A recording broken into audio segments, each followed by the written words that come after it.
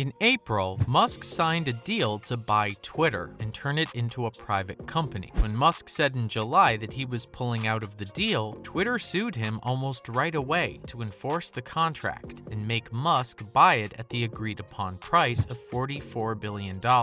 Musk is expected to lose the court case, which will be tried for 5 days starting in early October. One of his main reasons for backing out is claimed to be the potential World War III earlier this year. Elon Musk wanted to end Twitter deal over worry about World War III. Musk said this is a few months before he tried to get out of the $44 billion deal. On Tuesday, a lawyer for Twitter said that texts showed that Musk was worried about his finances. Months after Russia invaded Ukraine, Elon Musk wanted to slow down his $44 billion deal to buy Twitter. He said in private texts that it wouldn't make sense to buy Twitter if we're heading into World War III. These texts came to light on Tuesday at a hearing about Musk's deal to buy Twitter and other disputes about discovery. The trial was set to start in October, but the date was pushed back. Musk told Twitter in July that he was officially pulling out of his deal to buy the company. He did this in a letter that said Twitter had wrongly kept information about bots and spam accounts from him. The texts were sent on May 8th to a banker at Morgan Stanley, who is helping Musk with some of his deals. In these messages, the billionaire also mentioned a speech that Russian President Vladimir Putin was going to give. Putin gave a speech on May 9th to mark the 77th anniversary of the Allies' victory over Nazi Germany. In it, he said that Russia's decision to invade Ukraine in February was the only right decision and made a false claim that the West was preparing for the invasion of Russia. Alex Spiro of Skadden Arps, a lawyer for Musk, said that the way the texts were described in court was utter nonsense, as the full text chain shows. Next week, the full text chain should be put on the court schedule. Before Tuesday's hearing, Musk's lawyers brought up a whistleblower complaint from Peter Zatko, Twitter's former chief information security officer. Last month, Zatko told Congress in a formal letter that Twitter wasn't doing a good job of handling different security problems. They said that the things Zatko brought up needed more time. After reading Musk's texts, Twitter's lawyer repeated the company's claim that Musk had broken a contract and that the only reason he was trying to get out of the deal was because he wanted to make more money for himself. During the hearing, Musk's lawyers said that Twitter hadn't found any proof that he dropped the deal because he was worried about the economy. At the hearing, his lawyer said their theory about what really happened isn't what really happened. The legal team for the CEO of Tesla says that the social media company lied to him on purpose about the number of daily users and spam accounts on its site. This, they say, is fraud and a breach of contract. Twitter covered up security flaws and fake accounts, says whistleblower. A former head of Twitter security has said that the social media network lied to U.S. regulators about its cybersecurity measures and fake accounts. These claims could make it harder for Twitter to stop Elon Musk from backing out of a $44 billion buyout deal. Peter Zatko, who was known as Mudge in the cybersecurity world, was fired by Twitter at the start of this year. After a major and embarrassing hack on the company in July 2020, the company's former CEO, Jack Dorsey, hired him. Whistleblower Aid, a non-profit legal group that helps Zatko, said that Twitter's former head of security sent a complaint to the U.S. Securities and Exchange Commission, the Department of Justice, the Federal Trade Commission, and members of Congress last month. Zatko said that Twitter broke an agreement it had with the FTC about cybersecurity measures. He also said that the company lied about how it found and deleted fake or spam accounts, including ones that could have been used for foreign interference or spreading false information. Musk wants to back out of his deal to buy the company because of a disagreement about how many fake accounts there are. The billionaire CEO of Tesla said that a third-party analysis showed that Twitter's financial filings were a huge understatement of the problem. The Washington Washington Post and CNN were the first to report on what has been leaked about the complaint. Zatko told the Post that he felt ethically bound to tell the truth about what he knew. Zatko also said that Twitter paid foreign agents who had direct, unsupervised access to the company's systems and user data. This month, a federal court in San Francisco found a Twitter employee guilty of spying for Saudi Arabia by giving the country the personal information of users who had said bad things about the country's leaders. Twitter said that Zatko was fired from the company because he didn't lead well and did a bad job.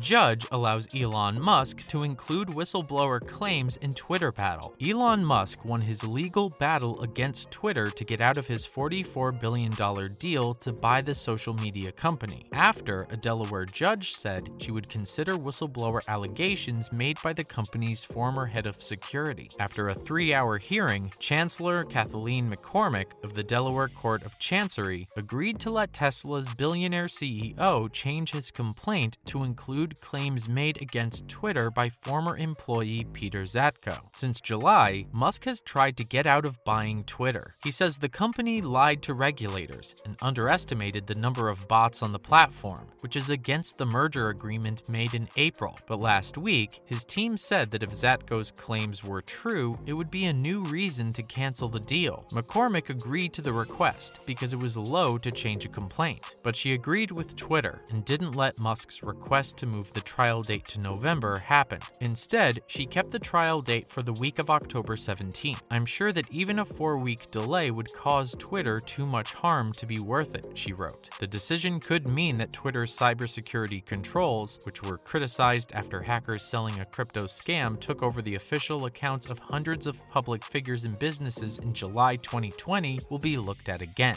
Twitter must give Elon Musk more data on fake users, judge rules. A judge in Delaware told Twitter to give Elon Musk more information about how it finds bots and fake accounts on its platform. However, the judge stopped short of giving the billionaire all of his absurdly broad requests for information on all of Twitter's users. Before the trial of October 17th, which will decide if Musk has to go through with his $44 billion takeover of the social media company, Musk's lawyers have asked for more information about how Twitter calculated how many users were real and could be served ads. In a hearing on Wednesday, Twitter lawyer Bradley Wilson said that the social network has been honest when it said that less than 5% of accounts were fake or spam. He stressed that the company used significant judgment when calculating monetizable daily active users, or MDAUs. He also said that its honest disclosures gave it legal protection against claims that it misled investors. The judge in charge of the case, Kathleen McCormick, told Twitter on Thursday to give information about 9,000 accounts that were checked for authenticity as part of an audit at the end of last year. She ruled that in addition to the MDAU metric, Twitter must also share some information about other internal discussions or analyses of important metrics about its user base. But the judge agreed with Twitter that it would be too hard to give Musk, who is the CEO of Tesla, all the information he asked for about its more than 200 million MDAU. Finally, as a bonus, Frontier Airlines CEO says he'll add Elon Musk's Starlink to its planes. In an interview with CNBC that came out Thursday, Biffle said that the low-cost airline recently talked with SpaceX, which owns Starlink, about putting Wi-Fi on its planes. Frontier doesn't offer internet to people who are flying, so this would be its first deal to offer Wi-Fi. Biffle told CNBC at an aerospace conference in Washington that if the airline wants to put Starlink on its fleet, it needs to be small, light, and cheap. Biffle also said that Frontier hasn't been able to find a good deal on Wi-Fi for flights yet. The website for the company says that a monthly subscription to Starlink costs $110. Starlink's maritime service for boats costs $5,000, and its RV service costs $135. Biffle told CNBC that if Frontier worked with Starlink, the airline would probably charge people to use Wi-Fi on board. He said, "No ancillary products that don't make money." Biffle said in an interview that Frontier could use other internet service providers and that there was no set date for putting Wi-Fi in the planes. Insider asked Frontier and SpaceX for a comment after normal business hours, but neither company responded right away. Biffle's comments come after SpaceX made deals with Royal Caribbean Cruises, Hawaiian Airlines, and a private jet service, and was in talks with Delta Airlines about a deal. Musk said earlier this year that he had used his private jet to test out Starlink. Well, guys, that's it for today. Till we meet next time, cheers.